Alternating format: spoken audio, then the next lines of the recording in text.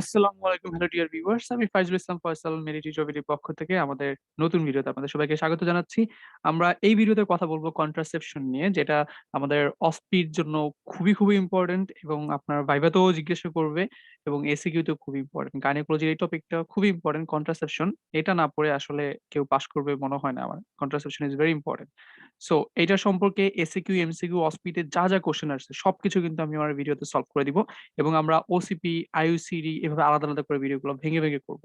আশা করি সবাই ভিডিওটি শেষ পর্যন্ত দেখবেন, তাহলে একদম সবকিছু আপনাদের জন্য ক্রিস্টাল ক্লিয়ার হয়ে যাবে। মেকানিজম সহ কি আসবে, কি পড়তে হবে সবকিছু আমি দত্ত থেকে আপনাদেরকে পড়িয়ে দিব। তো গাইস, কন্ট্রাসেপশন থেকে আমাদের ফার্স্ট কোশ্চেন যেটা সেটা হচ্ছে what do you mean by contraception, right? কন্ট্রাসেপশনের ডেফিনেশনটা এটা খুব সুন্দর করে এখান থেকে পড়ে ফেলেন। The term contraception includes all measures, temporary or permanent.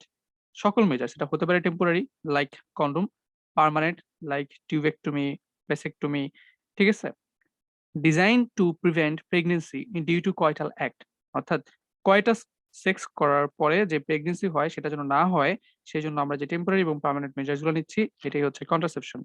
The contraceptive means any measures, temporary or permanent, designed to prevent pregnancy occur due to coital act. Clear? এই ডেফিনেশনটা খুব সুন্দর করে পড়ে ফেললাম। এটা আমাদের ভাইভাতেও জিজ্ঞাসা করবে এবং এই কোশ্চেনটা সিউ 17 জানুয়ারিতেও আসছে। ক্লিয়ার? একটু লিখে রাখি। সিউ 17 জানুয়ারিতেও আসছে। What do you mean by contraception? তাহলে এই যে ডিউ টু কয়টাল অ্যাক্ট এই পয়েন্টটা থাকতে হবে।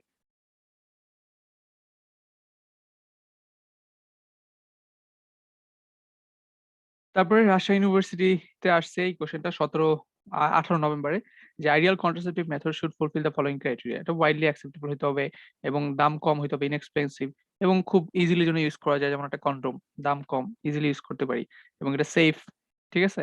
Highly effective, recurring minimal motivation, ঠিক আছে? কন্ডম ইউজ করতে বলে সবাই করতে পারবে, কোনো সমস্যা নাই। Maintenance and supervision, no one no one single universally accepted method has yet been discovered. অর্থাৎ এখন পর্যন্ত একটা সিঙ্গেল ইউনিভার্সালি মেথড যেটা একদম 100% সিউরিটি দিয়ে বলবো যে এটা ইউজ করেন, সেরকম আসলে মেথড এখন পর্যন্ত ডিসকভার হয়নি, এটা বলছে। হোয়াটএভার, এটা রাজশাহী ইউনিভার্সিটিতে আসছে, এটা গেল। তারপরে হচ্ছে মেথডস অফ কন্ট্রাসেপশন, এই যে ক্লাসিফিকেশনটা, এই ক্লাসিফিকেশন এখন আমাদের লাগবে। এটা হচ্ছে different methods of contraception, Dhaka university 16 জানুয়ারিতে আসছে।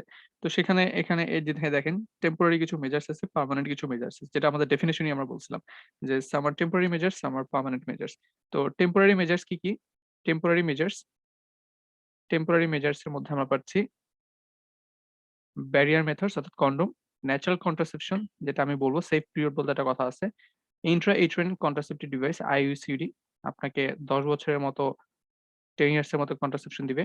স্টেরয়েডাল কন্ট্রাসেপশন যেগুলো, যেমন হচ্ছে আপনার ইনজেক্টেবল কন্ট্রাসেপটিভস আছে, অর্থাৎ প্রজেস্টেরন কন্টেনিং যে কন্ট্রাসেপটিভস, স্টেরয়েডাল কন্ট্রাসেপটিভস, সেগুলো 3 মাসের মতো বা কোনোটা হচ্ছে 1 ইয়ারের মতো এরকম কন্ট্রাসেপশন দেয়। This R temporary. পার্মানেন্ট এর মধ্যে হচ্ছে ফিমেল আর হচ্ছে মেল। মেলে আমরা হচ্ছে এই ভ্যাসেক্টমি করি। মেলে হচ্ছে ভ্যাসেক্টমি করি আর ফিমেল হচ্ছে টিউবাল অক্লুশন। এই যে ফিমেল ফ্যালোপিয়ান টিউব যেটা, এই টিউবাল অক্লুশন, টিউবাল ব্লক করে দিই। Methods of contraception. এটা ঢাকা ইউনিভার্সিটিতে 16 জানুয়ারিতে আসছে। তো ফাইন, তাহলে আমাদের এটা শেষ। তো গাইস, এখন এই ব্যারিয়ার মেথডস থেকে ভাইবার জন্য লেকচারে ম্যাডাম আমাদের যে ক্লাসটা নিচ্ছে সেখানে যা বলছে সেই জিনিসগুলো আমরা পড়ে রাখবো। ভাইবার জন্য যা ইম্পর্টেন্ট আর কি। ব্যারিয়ার মেথডস এর মধ্যে খুব কমন একটা ইউজ করা হয়, সেটা হচ্ছে যে কন্ডম। ঠিক আছে? তো কন্ডম রিলেটেড আমরা একটু পড়বো। কন্ডম রিলেটেড 2 একটা কথাবার্তা আমাদের পড়তে হবে। তো গাইস, এখানে হচ্ছে আপনাকে যখন একটা কন্ডোমের প্যাকেট দিবে, এরকম একটা প্যাকেট দিবে, এর নিচে ছবি আছে দেখাবো। সো এই প্যাকেটটা দিয়ে আপনাকে অস্পিতে কোশ্চেন করবে যে আইডেন্টিফাই দ্য পিকচার। তখন আপনাকে বলতে হবে যে দিস ইজ আ কন্ডোম, ঠিক আছে? Made of poly polyurethane অথবা ল্যাটেক্স, সাধারণত ল্যাটেক্স ব্র্যান্ডের হয়। তো যেটা হোক, আপনি যখন প্যাকেটটা দিবে দেখে বলবেন যে দিস ইজ কন্ডোম, ঠিক আছে? দিস ইজ কন্ডম না বলে this is a packet of condom বলবেন আরকি। This is a packet of condom. এটা আপনার অস্পির জন্য ইম্পোর্টেন্ট। অস্পিতে আসছে, তাহলে আইডেন্টিফাই করাটা ইম্পোর্টেন্ট। আফটার দ্যাট গাইস, যেহেতু অস্পিতে বলছি যে কন্ডোমের একটা ছবি দিতে, যেমন এই যে এইরকম একটা ছবি দিল, দিয়ে বলল যে আমরা আ এটার পিকচারটা কি বলতেছি? This is a packet of condom. ঠিক আছে? আইডেন্টিফাই করলাম। করার পরে এবার আপনার যদি বলে যে অ্যাডভান্টেজেস এবং ডিসঅ্যাডভান্টেজ গুলো একটু বলো। তাহলে আমরা কয়েকটা ডিসঅ্যাডভান্টেজ, অ্যাডভান্টেজ পড়বো। এটা অস্পি প্লাস ভাইভা এই ২ টার জন্য বেশি ইম্পোর্টেন্ট। ঠিক আছে? সবাই একটু মনে রাখেন।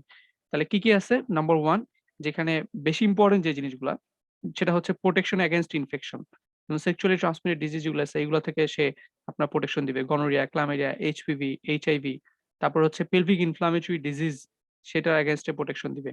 তারপর হচ্ছে আরেকটা কথা যেটা যে পেলভিক ইনফ্লামেটরি ডিজিজ হইলে আমরা জানি যে টিউবের মধ্যে এই অ্যাডহেশন হয়, মিউকোসাল পকেট তৈরি হয় যেগুলোর মধ্যে একটু প্রেগন্যান্সি হওয়ার চান্স থাকে। তারপরে হচ্ছে আপনার অ্যাডহেশন হয়ে যাওয়ার কারণে টিউবের মোর্টালিটি নষ্ট হয়ে যায়। তখন টিউবাল ইনফার্টিলিটি ডেভেলপ করে। পেলভিক ইনফ্লামেটরি ডিজিজ এর কারণে। এগুলো কিন্তু আমরা পড়ে আসছি, রাইট? তো যদি আপনি কন্ডোম ইউজ করেন আপনার পেলভিক ইনফ্লামেটরি ডিজিজ হবে না। আর না হলে একটু প্রেগন্যান্সি, ইনফার্টিলিটি এগুলো হওয়ার চান্সও হবে না।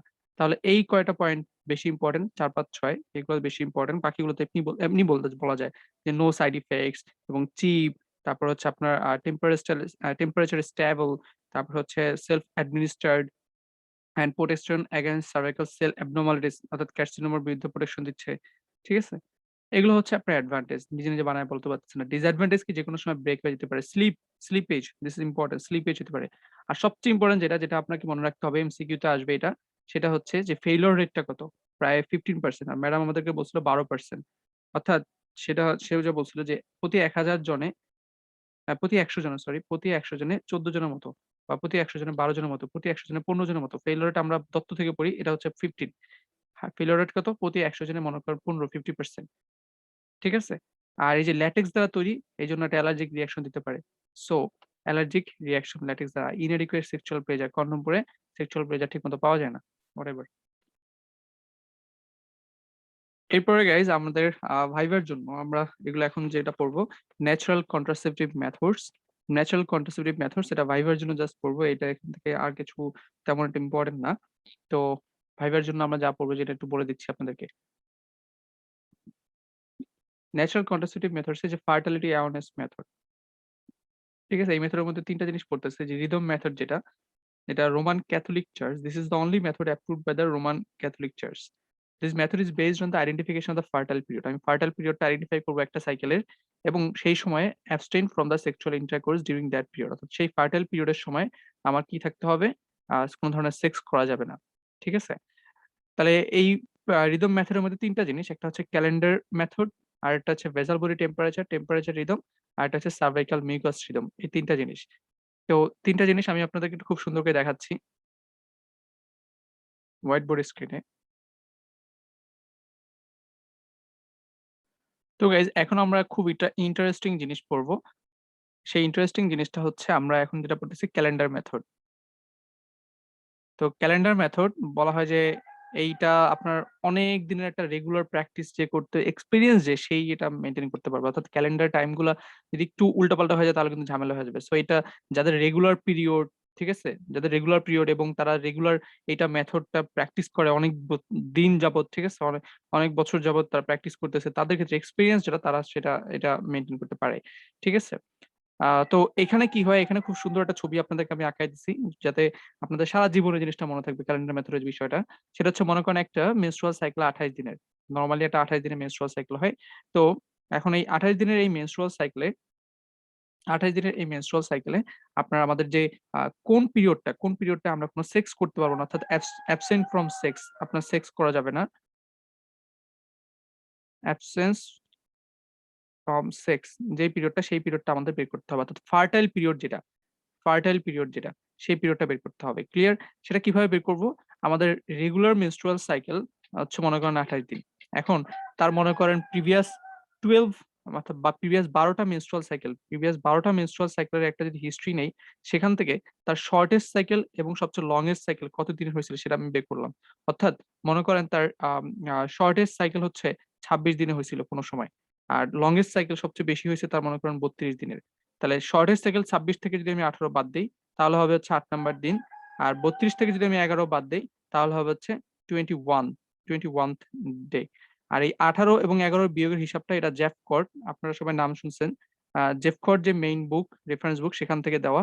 কিন্তু আপনার ইয়েতে দত্ততে আবার অন্য রেফারেন্স দেওয়া ২০ এবং ২০ এর একটা হিসাব দেওয়া আছে। ওইটা আমরা পড়ব না। আমরা পড়ব ১৮, ১১ জেফকটের রেফারেন্স এটা।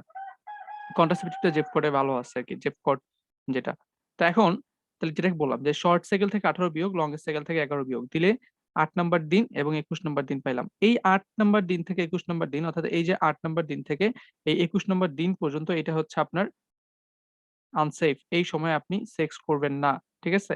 এই পিরিয়ডটায় সেক্স করা যাবে না। ৮ নাম্বার দিন থেকে ২১ নাম্বার দিন।